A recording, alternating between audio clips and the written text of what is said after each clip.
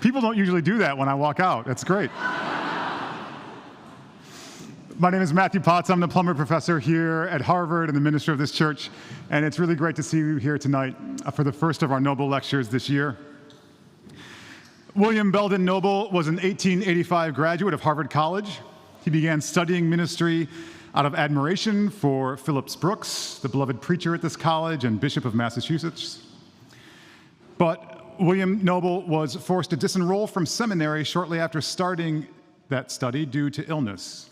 He was in poor health for about a decade before dying of heart failure at age 35, after which his widow, Nanny Yulee Noble, established this series of lectures in her late husband's honor and memory, hoping to promote, by these lectures, the work that he was unable to do in his life, that is, the work of service and ministry and upbuilding humankind.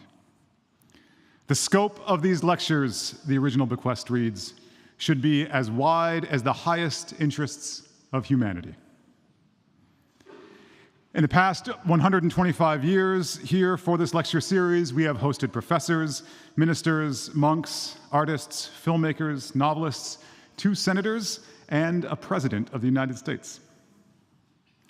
This year, we are taking the climate crisis as our theme, and we're going to have several more lectures throughout the year from experts on climate crisis and climate change, organizing with indigenous communities, responses to climate change and climate crisis from lots of different perspectives. I hope you will look forward to announcements about that if you care about these issues, and I hope you'll return to hear other lecturers speak in the rest of the year. But enough about the world to come. Let's turn to the matter at hand, how the world ends. I'm new to this church, and this is actually the first Noble Lecture I've had the privilege of hosting as the minister of this church.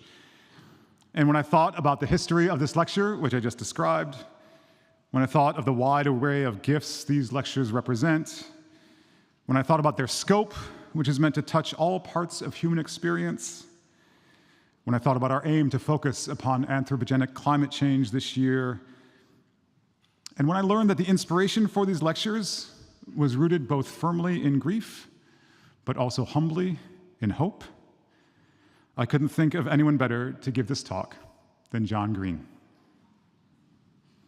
Across all the fields of his endeavor, and they are many, John Green has shown a remarkable capacity for vision. By that I mean he has shown a willingness to look directly at things others tend to ignore, a willingness to pay attention to those things others neglect out of custom or ignorance or indifference or cowardice or prejudice. John looks right at those things, to the lives and loves of young people, for example, or to mental illness, or to pediatric cancer, or to the plight of pregnant women and mothers in Sierra Leone, or even to the unsettlingly miraculous flavor of Diet Dr. Pepper.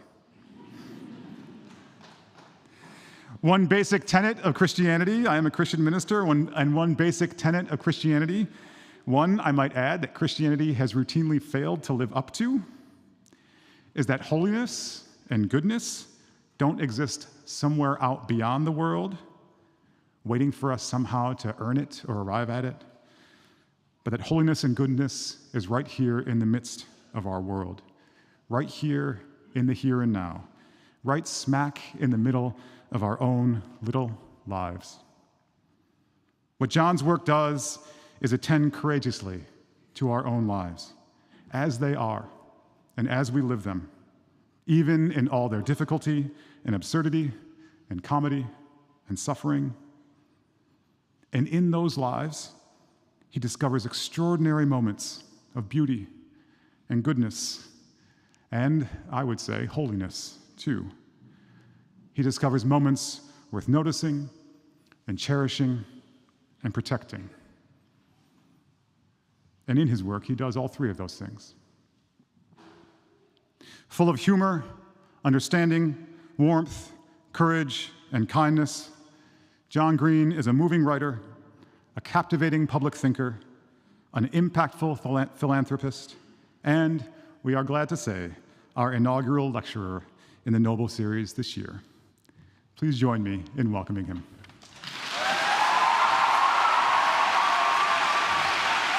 Thank you, Dr. Potts. Hi. Thanks. Well, I haven't spoken yet. It could be bad. But thank you so much. It's so nice to be here with you this evening. I feel like I am an elephant who has been asked to speak to an audience of other elephants on the subject of how to be an elephant, but with the added complication that many of the elephants in the audience either possess or are currently seeking degrees in elephant studies from the world's most prestigious elephant college. I do not know how to be an elephant. I don't know what's happening. Am I in a body or am I a body? Why is the universe so big? Wait, scratch that. Why is there a universe? Why does it contain so much stuff? Or does it actually not contain that much stuff and we just don't have a sense of scale? How extremely freaking weird is it that we know the distance between many stars and the approximate age of the universe, and we know the chemical composition not just of our sun, but also of many other stars, and we know how galaxies form, and we know when Cleopatra died, but we don't know why there is matter. Also, how strange is it that in order to continue thinking and loving and being afraid, I have to insert recently killed plant and/or animal matter into my mouth hole? I don't know how to be an elephant. I don't know what's going on. This is an extremely strange situation. It's so strange that sometimes I think we must turn away from its strangeness in order to go on, the way that we cannot stare at the sun for too long without being blinded by its light. Slightly off topic, but it's really great to me that sun, the star, just happens to be pronounced the same as the word son, as in Son of God. It's a very lovely thing for Christians like myself that Jesus, the light of the world, is spoken the same way as the literal source of all energy on earth. The whole English language is so infuriating and insufficient, but I forgive everything for that pun. I suppose I should also add, this is not in the lecture, that, we're in a church, and so you're going to probably hear me be a smidge more theological than some of you who are familiar with my work may be accustomed to hearing me. But don't worry, it will be extremely unsophisticated theology. So right, I don't know how to be an elephant. Please bear that in mind. If my takes seem insufficiently nuanced or my preaching, and full disclosure, this will be a kind of preaching, seem either too pessimistic or too optimistic, it is because I am utterly befuddled by life and consciousness. So I would like today to talk about the apocalypse, both because I was asked to and because I can't think about anything else. As noted theologian Timothée Chalamet recently put it, I thought that might do well, but I didn't think it would kill. As noted theologian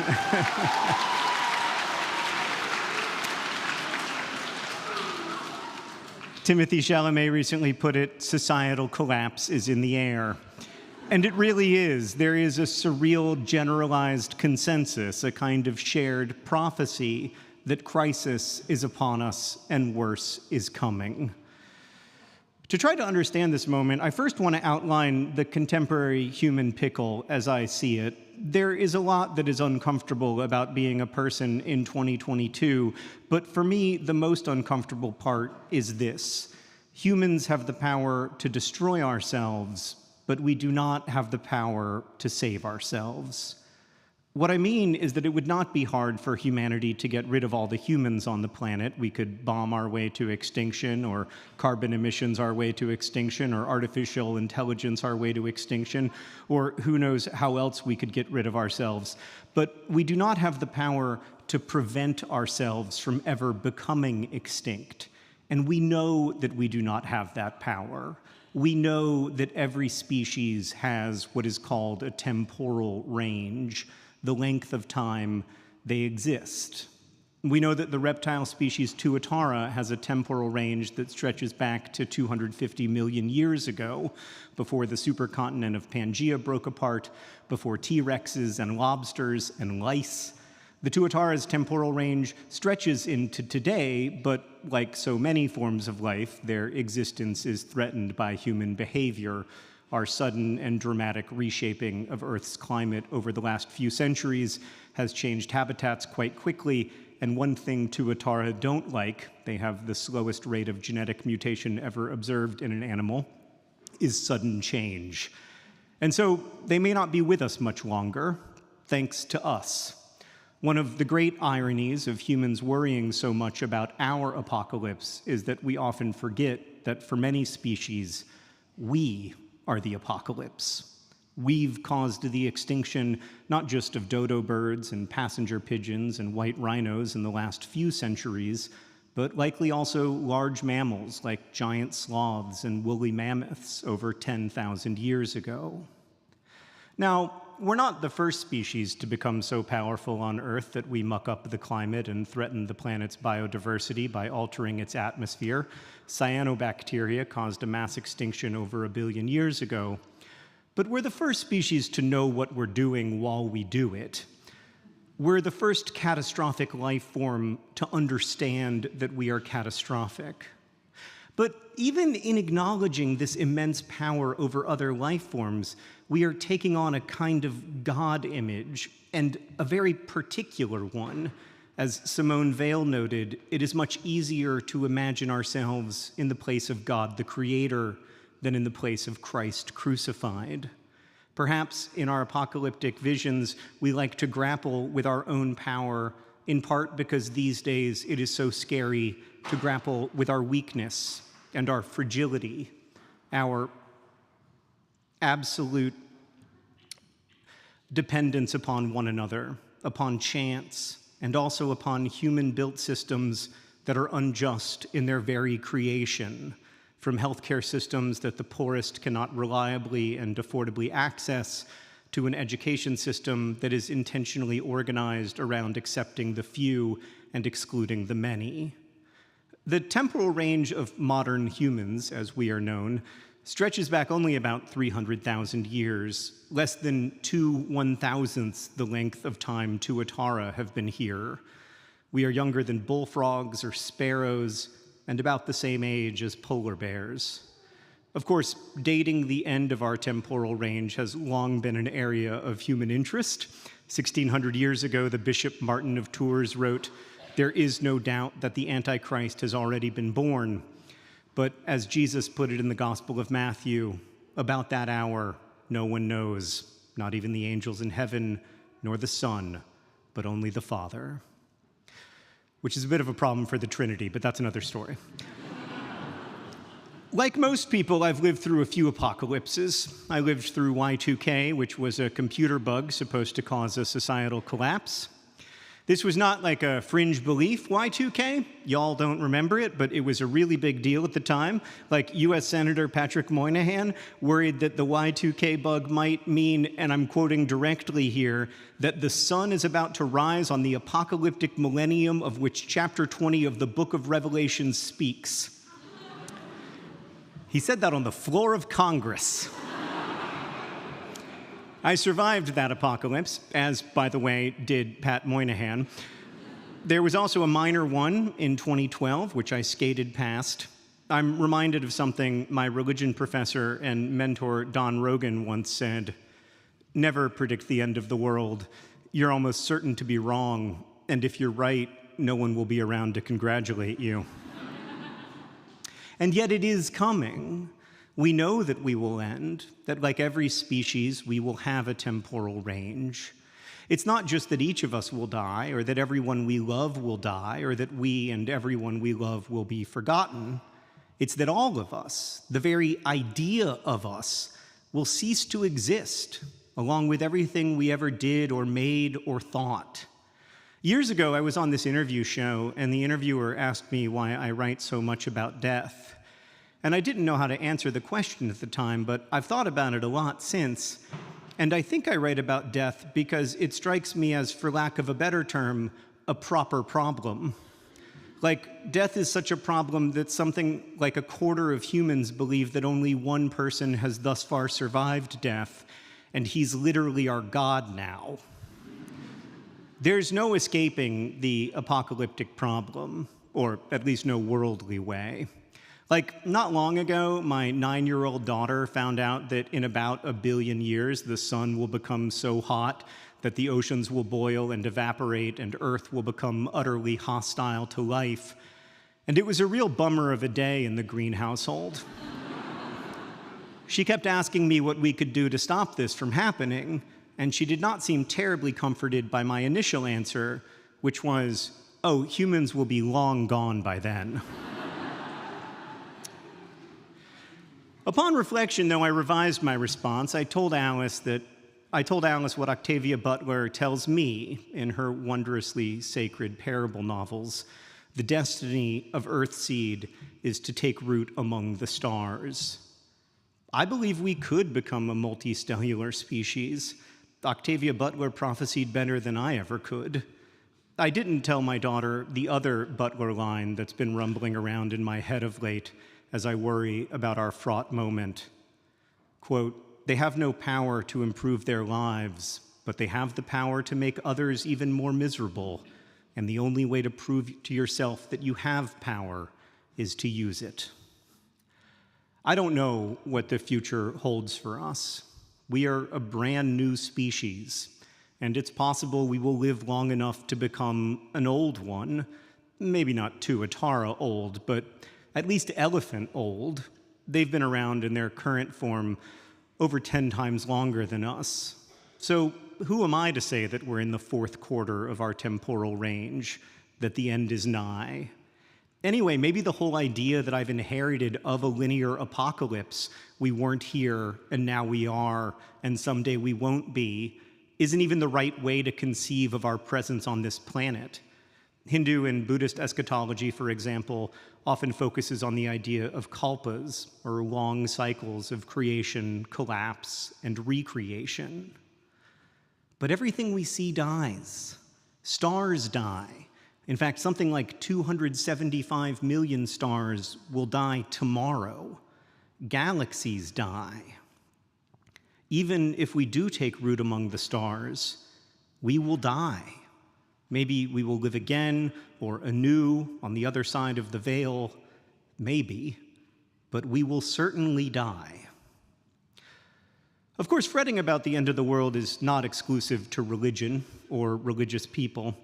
One of the hallmarks of our apocalyptic anxiety is how it changes as the times change. Climate change is the biggest shared challenge facing our species, and perhaps the biggest shared challenge our species has ever faced. And it is very much a look at all this power humans have amassed and are now misusing kind of problem for a very look at all this power humans have amassed and are now misusing kind of age. Climate change feels as real and as momentous to me as Martin of Tours' apocalyptic anxiety must have felt to him 1,600 years ago. But the problem is, I'm sure we're right to worry. We have such strong evidence, such robust predictive models, and we're already seeing the effects of climate change. I don't believe that climate change will herald the end of the world, but in a way, if we do not respond aggressively to the challenge while simultaneously building more just and inclusive systems, I think what's coming could be worse than a mere apocalypse. It may instead be a generations-long decline in the planet's habitability by humans, a decline that harms first and disproportionately the most marginalized people, the most impoverished and vulnerable, who are, of course, also the people least responsible for global carbon emissions. And so lately, I keep returning to the T.S. Eliot poem, The Hollow Men, where the speaker keeps trying to say the Lord's Prayer, but never quite can. The poem ends like this: "Life is very long, between the desire and the spasm, between the potency and the existence, between the essence and the descent, falls the shadow. For thine is the kingdom, for thine is life is, for thine is this is the way the world ends. This is the way the world ends. This is the way the world ends, not with a bang, but with a whimper. I think my daughter is right to worry. My impulse is to reassure her, and indeed to reassure you. But I do not think we can be assured in this, or for that matter, any moment. This is the pickle. We are powerful, probably too powerful, but we also are not nearly powerful enough. We are powerful enough to reshape the climate, but not powerful enough to choose how we reshape it. We are powerful enough to kill our fellow human beings by the millions through war or neglect, but we are not powerful enough to save those we love from suffering. How can we live in this moment? We are so precarious, so fragile, so brief, and also so mighty. In some ways, these are new challenges, and I understand why it might feel a bit meager to turn to ancient wisdom in seeking guidance. These days, we can just see so much that our ancestors could not see. We can see the past through looking at light that is 16 billion years old and has spent the whole history of the universe traveling to us. We can see microorganisms. We can see the human brain working by looking at it through fMRI machines. We can measure the number of viruses in seawater, 100 million of them in each cup, or thereabouts. We can see stars be born and die, and in all these respects, we are unusual as a species, not just compared to other species, but also compared to other humans who lived in other times. About 117 billion modern humans have ever been born, and around half of those humans were born before the year 1 CE, and so did not know about telescopes or DNA, or for that matter, Jesus. All of this seeing has to affect our worldviews. Even when we try to return to some imagined moment of simplicity or prosperity, we can never really get back to that place because we bring our current selves with us. We can't unknow that oceans are teeming with invisible life. We can't unbecome ourselves who've seen the surface of Mars in high-res video. And yet, I find it helpful to turn to old stories, to sacred texts that have been pillars that helped hold up so many generations of people before me. I do not pretend that I can read these texts accurately or literally. For one thing, language is itself figurative, but also I personally find it impossible to avoid bringing myself and my time into my reading.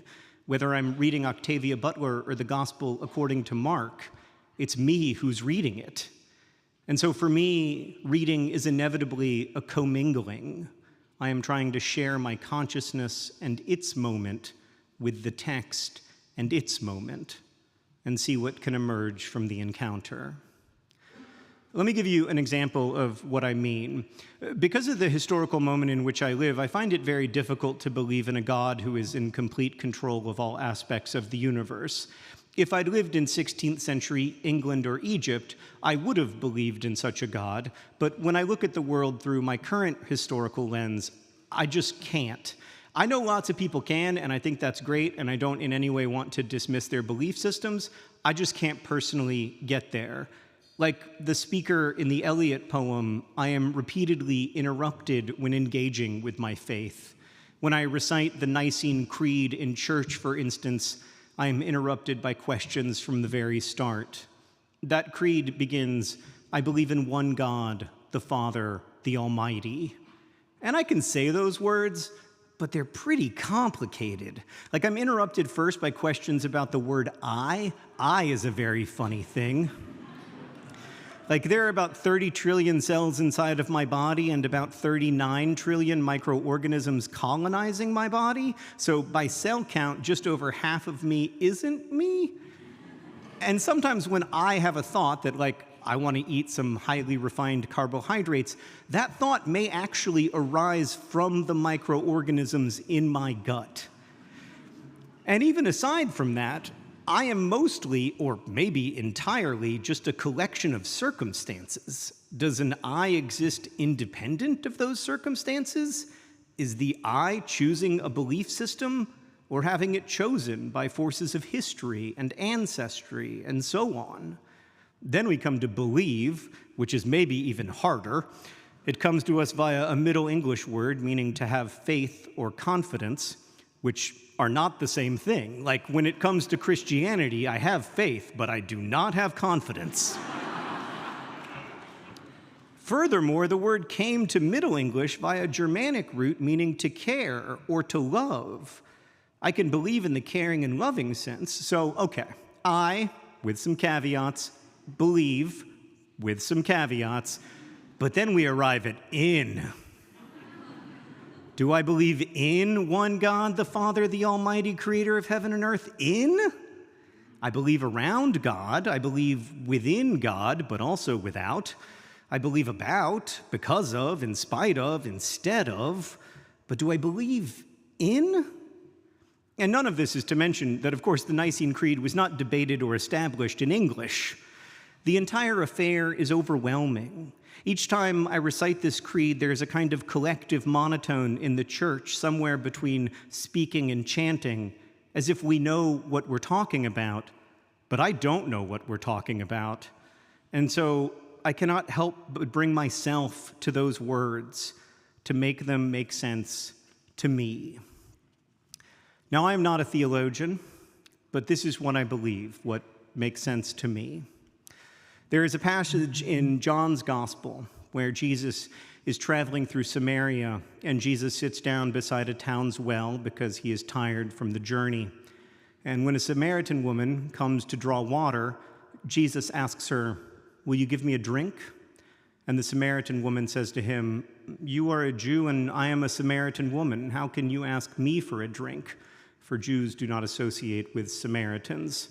That's a line from the Bible. To be clear, it's not like an opinion. Jesus answers, "If you knew the gift of God and who it is that asks you for a drink, you would have asked him, and he would have given you living water," which is a weird thing to say when you're thirsty and tired and alone sitting by a well in a community of people you do not associate with. But anyway, then the woman says, "Sir, you have nothing to draw with, and the well is deep." I believe this. I don't care whether it happened. I believe it. I believe that the Son of God, utterly divine and utterly human, grew tired from traveling, and I believe that when God was thirsty, God went to a well from which God could not drink. Because where else could God go? Where else can any of us go? We go to the place where water comes from, even if we have nothing to draw with and the well is deep, even if we are among strangers. As Bonhoeffer put it, God is weak and powerless in the world, and that is exactly the way, the only way, in which God can be with us and help us. We are often taught that the hero's journey is from weakness to strength. The innocent girl in the Pacific Northwest becomes a powerful vampire. The dirt farmer on Tatooine becomes the Jedi who saves the galaxy. But in the Gospels, the hero's journey is from strength to weakness, from omnipotence to having nothing with which to draw water from the deep well. I don't care if God is really real, which I know is to varying degrees heretical, but I just can't bring myself to find the question very interesting. Like, for me, debating God's existence feels a bit like the medieval theologians who debated how many angels could fit on the head of a pin. That's a very important question if you need to know how many angels fit on the head of a pin. But I do not need to know. What I need to know is what to do with this surreal miracle of consciousness, how to live and grieve and hope in a world where everything we're certain of will end. And for me, the life of Jesus and the disciples offers a path. I often think about something else my old religion professor Don Rogan taught me, that in the Roman Empire, beginning in the middle of the 1st century, it was common for Roman coins to be printed with the emperor's face and inscribed Divi Filius, the Son of God. The emperors were sons, or nephews, of the god Julius Caesar. It was not rare in those days for there to be a living son of God. It was rare for someone like Jesus to be a son of God, someone who so clearly and deeply identified with the poorest, the sickest, and the most marginalized people. Jesus told us that the last would be first, that wherever we see the impoverished or imprisoned, we see Jesus. And that is a new kind of God-son, a new kind of son-God, one who has little but still feeds the hungry in abundance, one who is more likely to heal the poor than the rich, one who thirsts at the well and at the cross. Forever is a weird thing because nothing we know of, including time or space, has always existed, and yet somehow, within this finite universe, well, maybe, and within our finite selves, we can still imagine boundlessness. Not just imagine it, but also to some extent describe it. We can know that the set of real numbers is larger than the set of natural numbers, even though they are both infinite. And that is the human condition, or at least the human condition in this world as I see it, to be finite but able to conceive of the infinite, to be mortal but able to conceive of immortality, to be able to end ourselves but not save ourselves. And yes, humanity will have a temporal range. We will end, but not yet, not now. Now, we live in a world of profound injustice that we are called to rectify. If we are in a period of collapse, very well, let us begin to rebuild. Let us turn to another word that draws its root from the sun, solidarity. Let us, through solidarity and accompaniment, work together to build systems that reflect what we know to be the truth, that, as Sister Maria Augusta Neal put it, Jesus preached good news to the poor, and integral to that good news was that the poor are to be poor no longer. Let us embrace the good news that, as James Cone wrote, begins and ends with God's liberation of the oppressed. Let us imagine together a world where God's will might be done on earth as it is in heaven.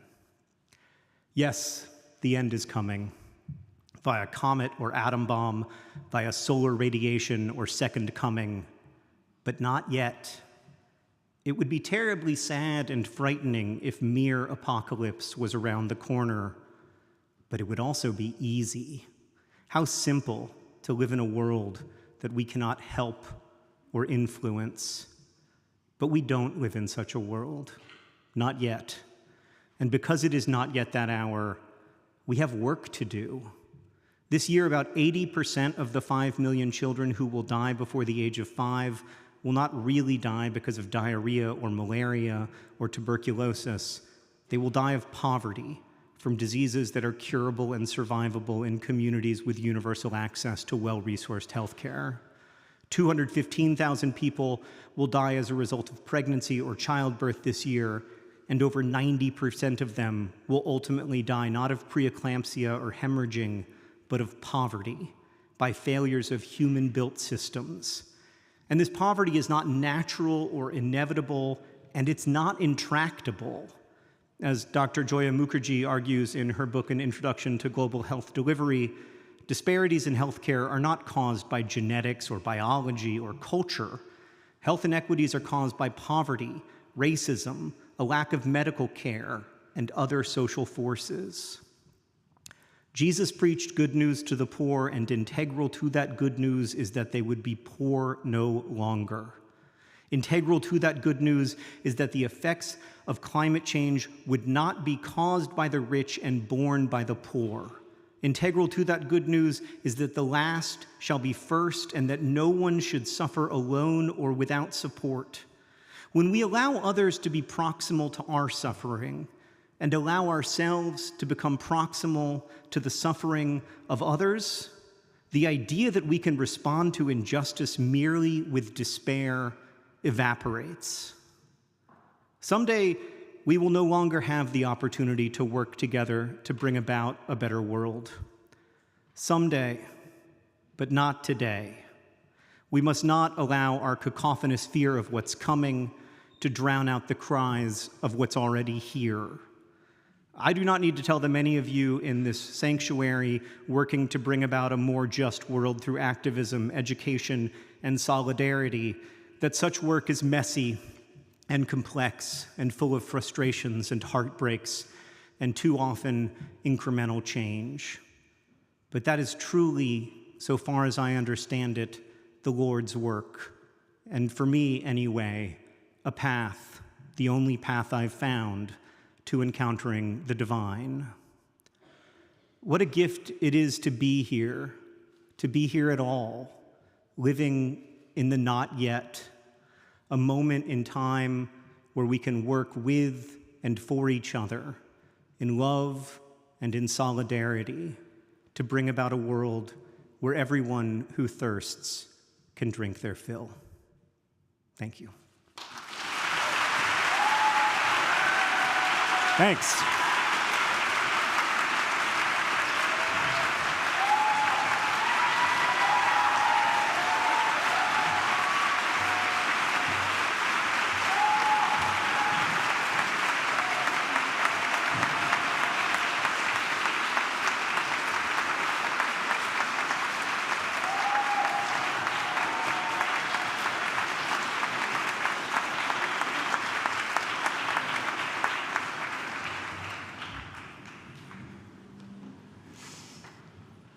Thank you, John, for that incredibly sophisticated theology.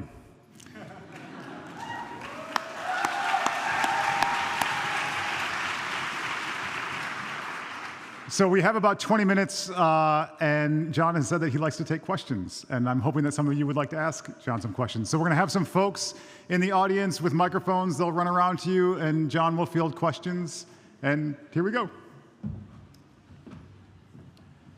By the way, while I wait for your many hands to rise, I am in an unusual position. Thank you so much, by the way, for that applause. That was very pleasant. And I had not experienced anything like that in 3 years. So it is so lovely to be with humans in real life, and only a little bit intimidating to have the worst SATs in the room. I am in a somewhat hilarious position where I am literally going from here to the airport where my family already is, because we are going on a flight tonight. So when I run out of here at 8 p.m., I promise that it is not personal. Okay, your many questions. We'll start here because the microphone is so close to you in the second row. Hi, my name is Marin, and thank you again for coming here. I was just wondering if you think that fear is essential to enacting change, or if we ignore our fear, can we still enact meaningful change? Well, I think fear, I don't know about for you, but it doesn't, I mean, there's no way out of fear for me, man. I'm going to feel it most of the time. I think we can't be paralyzed. It's very easy to be paralyzed by or for me at least, to be paralyzed by a feeling of overwhelmedness in the face of the scope of our shared challenges, in the face of all of the forms of injustice that are, built into the systems that we've built. And it's easy to respond to that by, like, I think I have to go take a nap now. Just 2 days ago, when I was writing this speech, I became so freaked out that I wasn't going to finish it that I, just fell asleep in my chair. I was like, this is a very weird thing that humans do. So I think that it's important to be afraid, but also important not to despair. And I understand the urge to despair. I wrote this speech because I understood the urge to despair, and I cannot imagine what it is like for y'all. What a difficult period of human history you're living through as young people. And so, but even so, I think despair never tells the full human story. So as long as we don't stop at fear, I think it's okay. There are questions over here. Then I'll go over to that side. Hi. Oh, right now. Okay. Hi. I just want to say you're a big inspiration to me in both writing. Also, I cut my hair short because of The Fault in Our Stars, and I wanted to tell you that. I just wanted to ask, do you think that inevitably the apocalypse will be a good thing? No. So this is it's a great question, and this is a somewhat controversial opinion that I hold, especially right now, which is that I am broadly in favor of humans. I know that we are a catastrophe, but and this is nothing against dolphins, but humans made John Coltrane's A Love Supreme, mostly John Coltrane, but also other humans.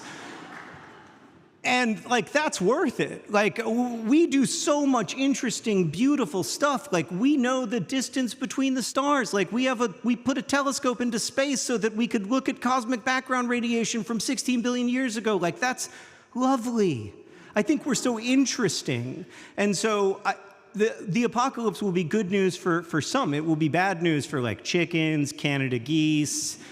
And it'll be good news, really good news for raccoons. I think that they're most likely to take over for us as the next sentient species. And I think that we are better at being a sentient species than raccoons would be. Not by a lot, but I think we are. So no, I think the apocalypse will be sad, and I am opposed to it, which used to be a fairly mainstream position.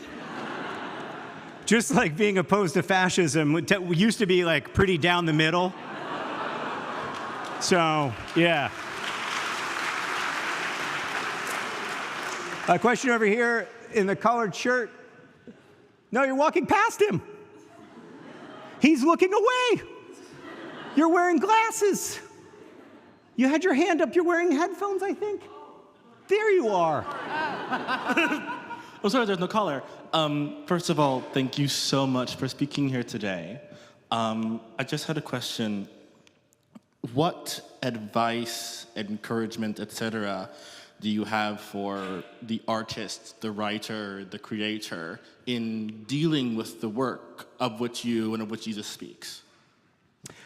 Yeah, I mean, we have to respond to the reality as we find it as artists, but we also have, I'm a little old-fashioned in my thinking about writing, I think the author's pretty dead, even though he won't shut up on Twitter, and when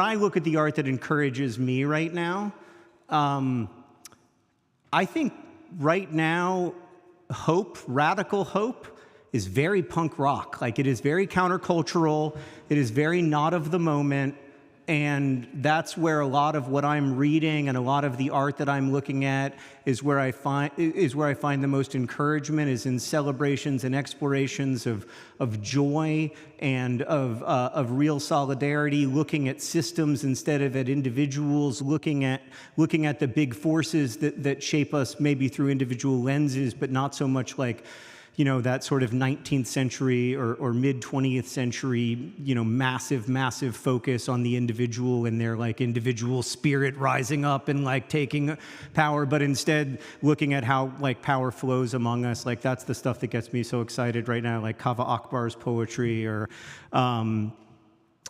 just lots of work like that. Being an artist is hard, and I have a day job. I've always had a day job, and that's the other thing I recommend. I'm a big fan of having a day job. I didn't have a day job for 6 months in 2006, and I still remember it as the scariest time of my whole life. You know what? I feel like you should pick. Yeah. I don't trust myself. Did you pick a friend? Spatially. Oh, that's a good idea, spatially thinking. Hi, thank you again for being here. A question I have is, I know that you focus a lot more on the humanities and social sciences side of thinking about crises and the apocalypse, but your brother, who's also pretty famous, is also focuses is more on the STEM side of things. So I'm wondering, I guess going off of your relationship with your brother, how do you think it's important for the two to interact in order to really initiate change? Yeah, I think we do have to make the case together.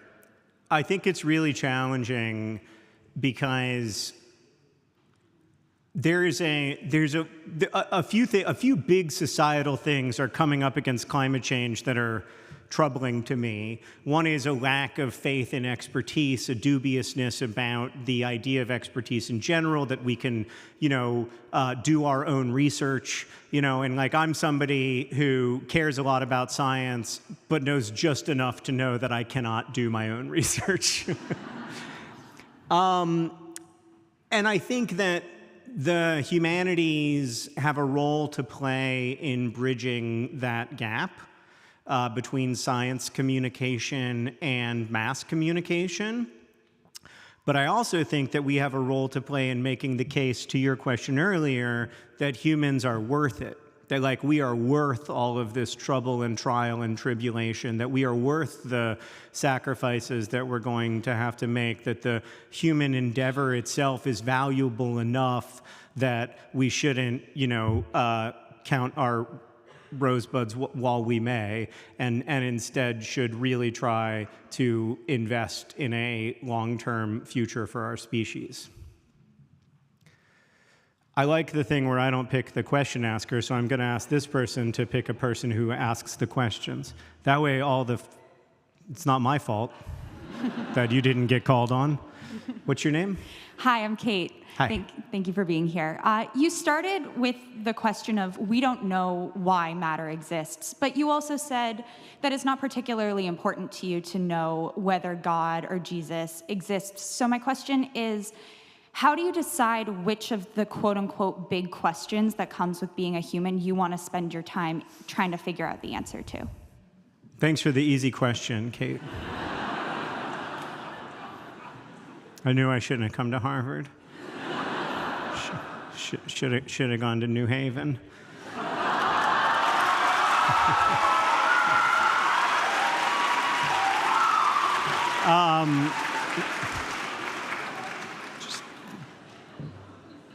I'll do anything for attention, and so I want you to know in full disclosure that if I'm ever invited to go there, I will make the exact same joke.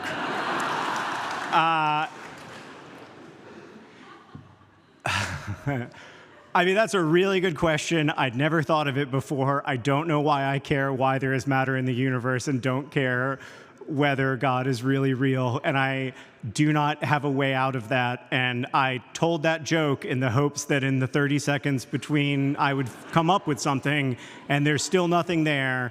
And so what's going to happen is that I'm going to think about that for like the next 8 years, and then I'm going to answer it someday. What a great question. I mean, I don't know. How do I choose? Well, in 8 years from now, I promise you one thing, I will not be on Twitter. But I will. Next question. I'm not choosing. Yeah, go to the back. Those people stood for so long.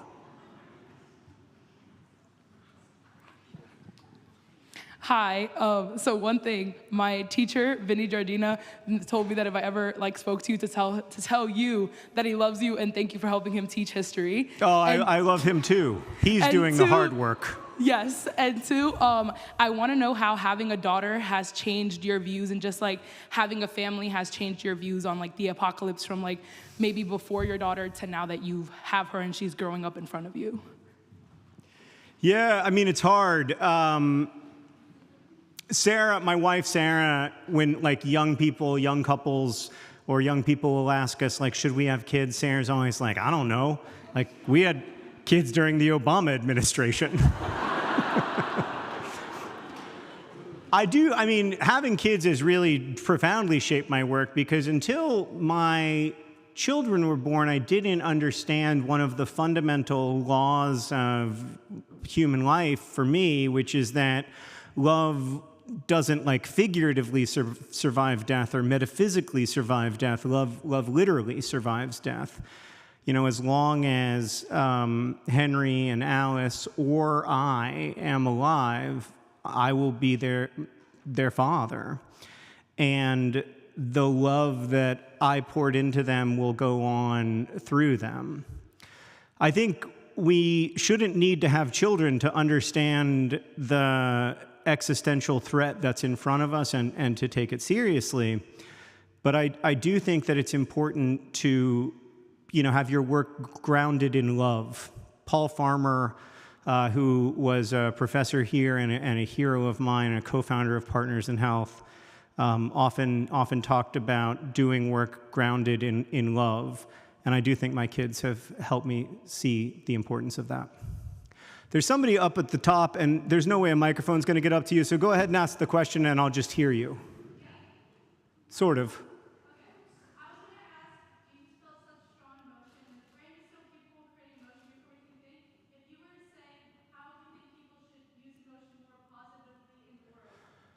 Yeah, I mean, I think we need to be conscious of what we're moved by and why we're moved by it. Maybe that comes after, you know? Maybe that comes after you cry while watching the movie Free Willy. You know, afterwards you're like, why did I cry at that movie? Did I cry because we aren't that great and we're not doing right by whales? Or did I cry for another reason that's more focused on humans? And I think in exploring those emotional responses that we have to art, we can start to understand something about ourselves more deeply. All right, back to the thing where the microphone holders ask the questions. We have 8 minutes. We have 8 minutes left. No pressure. Hi, John. My name's Abby, and I was wondering if you had anything to share with us about the general feeling of hopelessness and how to overcome it in this delightful moment we're living through. Well, we're gonna survive this. I think that's the first thing. It's very hard. I don't have historical context in my lifetime for understanding what the heck is happening. The only thing I can say is that in 1910, you go back and you read, like, not just political writers like Bismarck, but you go back and you read, like, diaries of random people in 1910 to 1912, and not all of them, but a lot of them are like, there's going to be a big war.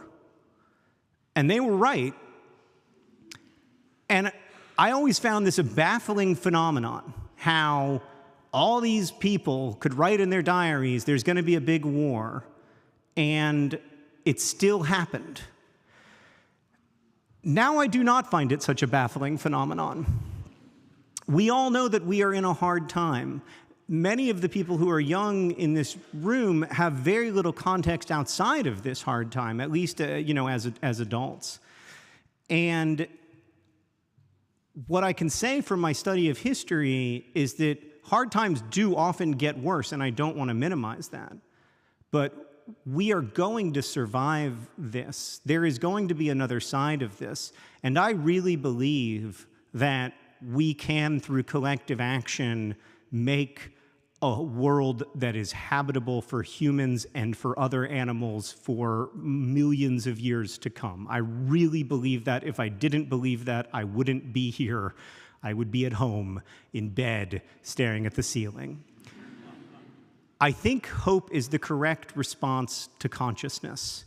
I think what's happening to us right now makes it difficult to hope. But I think if you look at what Martin Luther King famously called the long arc of history, there is cause for hope. The year I graduated from high school, 1995, 11 million children under the age of 5 died around the world. This year will be the first year in human history when fewer than 5 million children die around the world. Now, that is absolutely unacceptable.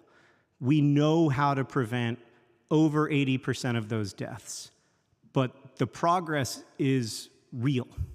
And so that's what I would say, is look to the places where we have made progress, look to the activists who've worked together in deep solidarity with one another to make that progress, and find the hope there.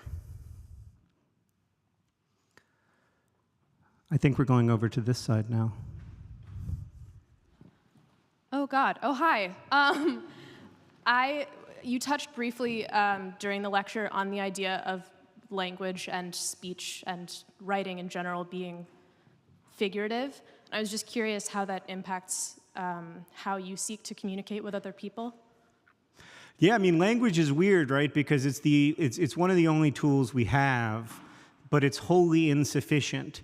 There's this really annoying, somewhat juvenile, and I apologize if you're in this group, thing on the internet where people debate whether a hot dog is a sandwich. And it's obviously pretty silly, but the thing is, we don't know if a hot dog is a sandwich because there is not a one-to-one relationship between reality and language. There's not a one-to-one relationship between experience and language, and especially when it comes to the way down, forget about hot dogs, which are hard enough to describe, forget about trying to say the sentence, I believe in anything. It gets really, really hard when we start to talk about the way down experiences, the deeply internal experiences, the profoundly abstract experiences. Like my favorite painter, Agnes Martin, she used to say that she liked to paint with her back to the world, and she liked to paint the feeling when you wake up in the morning and you are happy for no reason. And how do you paint that? How do you paint innocence? How do you paint fear?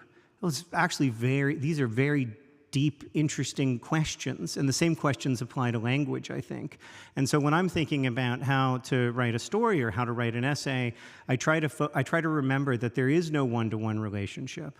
The experience that I have inside of my mind is never quite the experience that will exist inside of the reader's mind, but what I might be able to do through writing is create enough space for the reader so that they can commingle their experiences with the text. And I think we spend a lot of time in writing talking about story construction and character development, but there's this other part of writing that I find really fascinating, which is space creation, making a place for the reader. Kurt Vonnegut used to talk about that the most important word in any of his novels was the white space. And I think that's true. I think the empty space is often where the magic happens because that's where the reader is.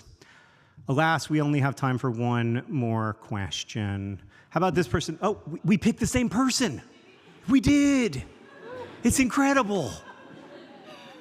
Hi. Hi. Would you tell Henry and Alice about what is going on? That's a great question. So they were just here. They aren't at the lecture because, to quote my son, it's not personal. I don't want to listen to anyone talk for 30 minutes.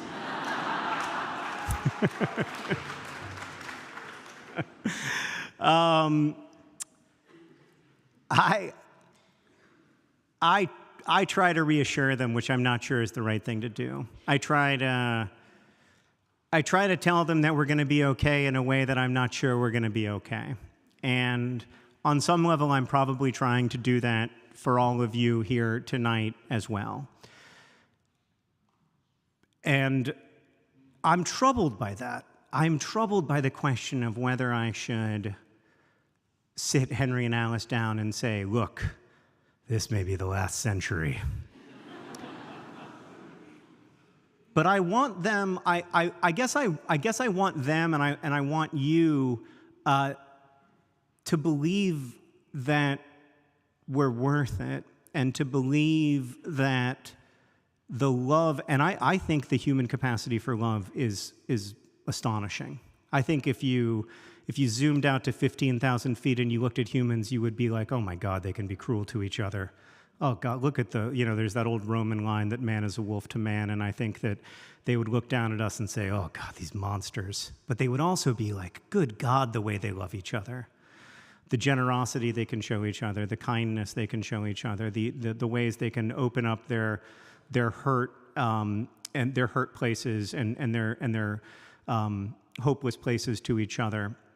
And I really do find hope there. So I try to focus on that when I'm talking to my kids, just as I have tried to focus on that in talking to you. Thank you again so very much.